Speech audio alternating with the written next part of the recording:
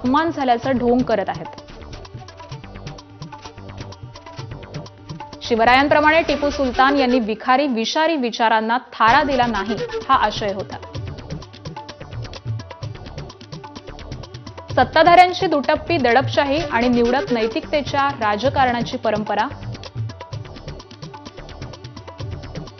Fake ID करून मला अत्यंत गलिच्छ, स्त्रीद्वेषी आणि अपमानास्पद शिव्या दिल्या जात आहेत। ज्यांना खरंच महाराज कळले असते ते असं वागले असते का?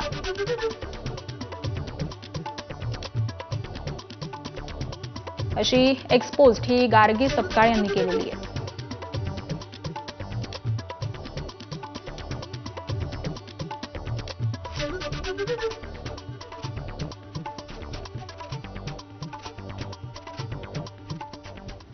आणि यानंतर बुलेटिनमध्ये आतापर्यंतच्या सगळ्या महत्त्वाच्या बातम्यांचा वेगवान पद्धतीने आढावा घेऊयात 100 हेडलाईन्समध्ये। मुंढवा जमीन घोटाळा प्रकरणामध्ये व्यवहारावरती स्वाक्षरी नसल्यामुळे पार्थ पवारांचा जमीन खरेदीमध्ये थेट संबंध नसल्याचा अहवाल, सूत्रांची माहिती। विकास खर्गे समितीने हा अहवाल महसूल मंत्री बावनकुळेंना सादर केल्याची सूत्रांची माहिती। 2 अधिकाऱ्यांवरती कारवाईची शक्यता।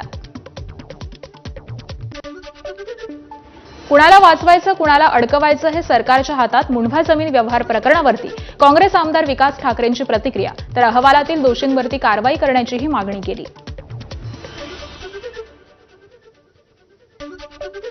समितीचं असं म्हणणं आहे की त्या संपूर्ण व्यवहारात पार्थ पवारांची कुठेही सही नाही।